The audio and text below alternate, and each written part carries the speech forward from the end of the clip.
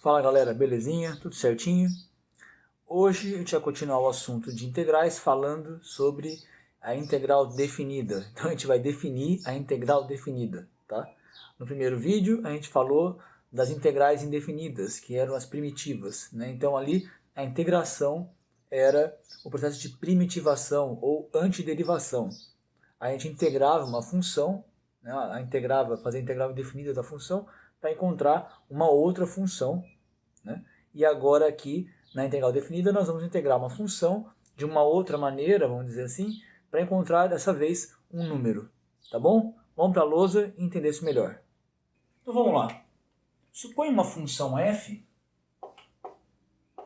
tá? Uma função real f, que seja contínua no intervalo i, tá? Ela vai ser contínua no intervalo i. Por exemplo, ele pode ser escrito como um intervalo fechado AB, tá bom? Vamos pegar esse intervalo AB então e fazer o seguinte, ó.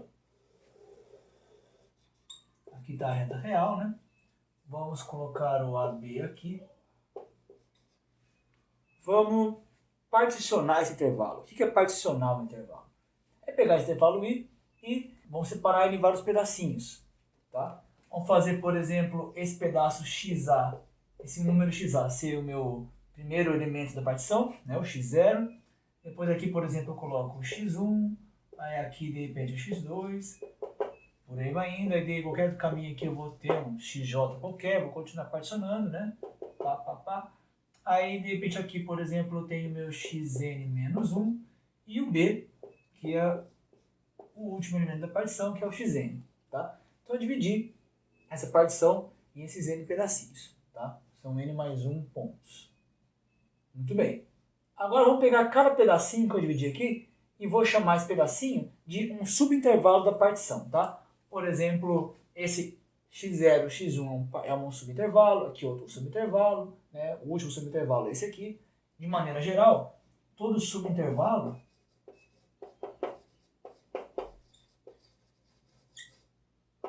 vai ser da forma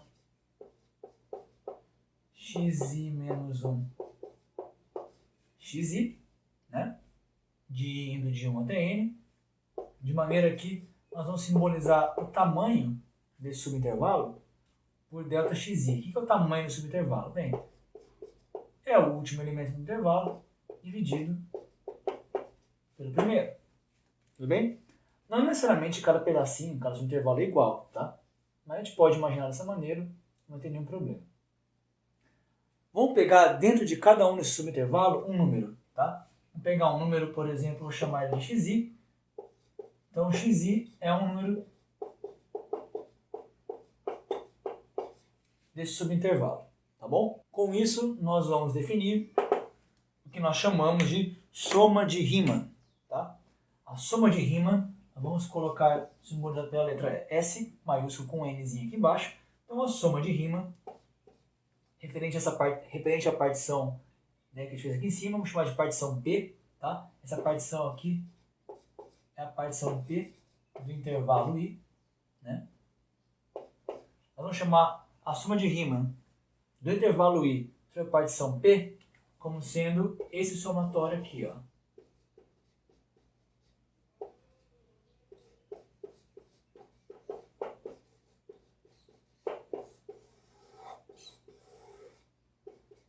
Tá? Então agora acompanhe o seguinte raciocínio, né? A gente tinha aqui o intervalo I, intervalo AB, né, que a gente particionou dessa maneira, chamamos essa partição de partição P. Pegamos em cada subintervalinho, a gente pegou um número CI e fez o f de CI somado com o tamanho do subintervalo correspondente, onde ele estava, somamos todos esses subintervalos dessa partição P e chamamos essa soma de Riemann da função f, isso referente à partição P, e os números CI. Tudo bem. Agora, suponha que eu pegue essa partição P que a gente tinha e eu refine ela. Tá? A ideia de refinar uma partição seria equivalente à ideia de eu picotar ela em mais pedacinhos. Tá? Então, suponha que eu vá, de repente, por exemplo, fazer uma outra partição que eu vou botar um cara aqui, outro aqui, né? Mais pedaços diferentes. Né? E aí eu vou cada vez mais picotando essa partição e isso é equivalente a refinar a partição. Tá?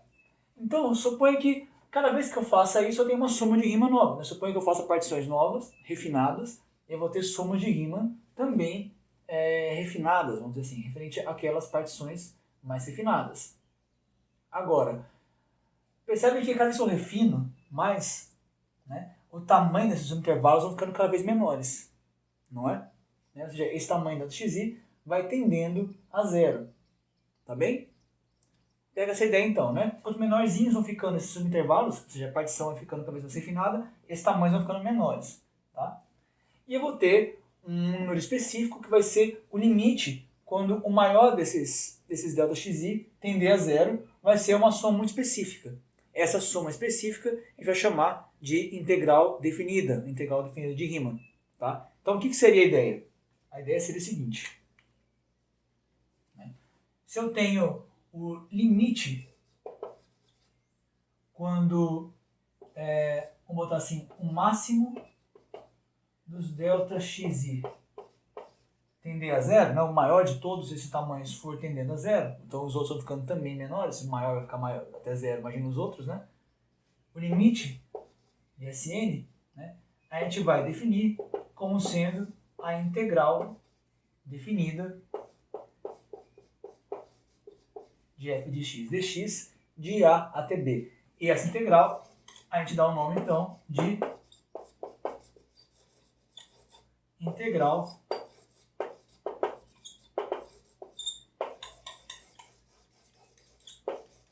de Riemann definida, ou simplesmente integral de Riemann, tá bom? Tá.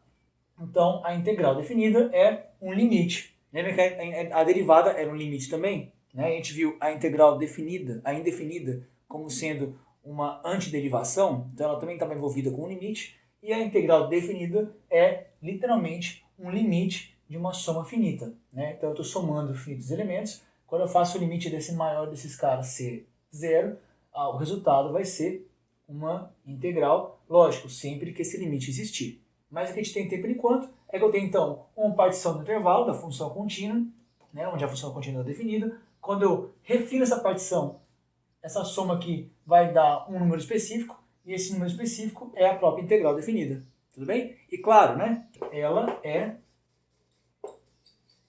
um número. Tá? Sempre que esse limite existir, né, essa valor da integral vai ser um número. Diferente da integral indefinida, que era uma função. Aqui, a integral definida é sempre um número, tá? A integral de a até b. E claro que é um número, né? Nós estamos somando tamanhos, que são números, fazendo o limite de uma coisa que já era um número tender a um outro número, lógico que isso aqui vai dar um número, né?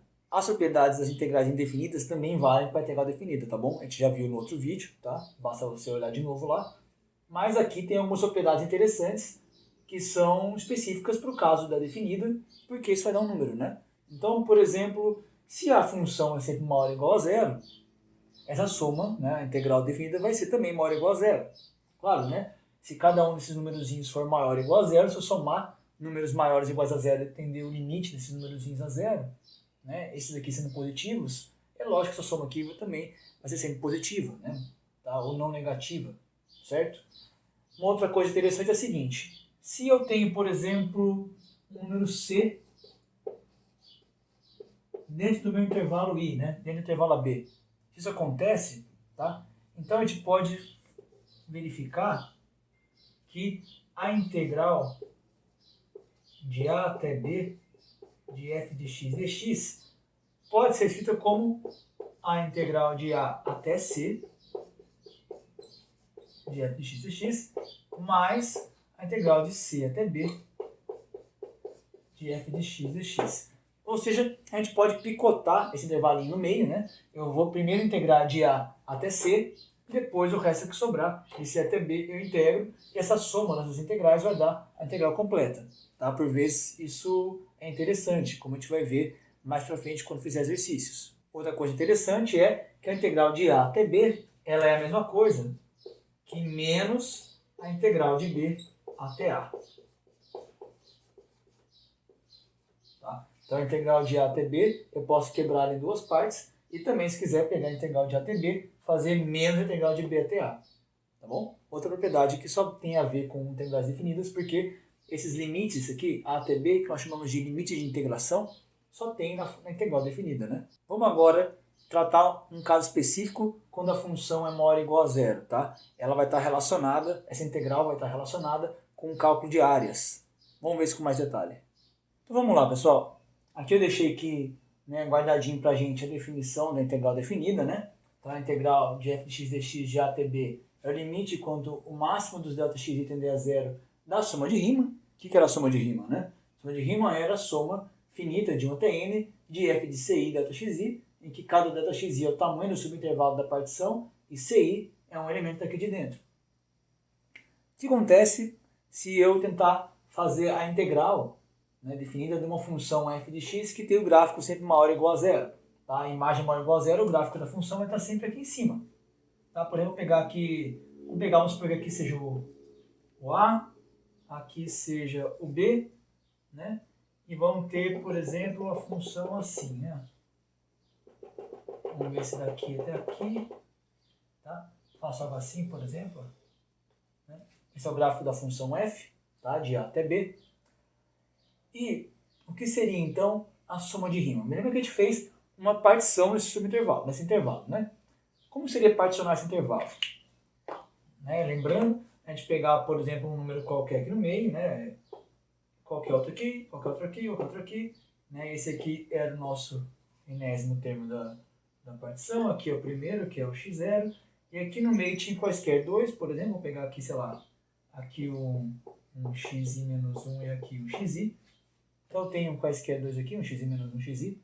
Tá? Deixa eu escrever isso aqui melhor, né? Ficou meio pertinho demais o menos do i aqui, né? Então eu tenho aqui o xi menos 1 e o xi aqui desse lado. Tá bom? O que seria um elemento f de ci Δxi? Né? Eu tenho, por exemplo, um ci aqui no meio, né? Porque o ci é um elemento que estava no meio desses dois, desse subintervalo. Então, por exemplo, o ci vai estar aqui em cima, aqui no meio, né? E o f de ci era a imagem desse ponto por f. Vai estar aqui o valor de f de ci.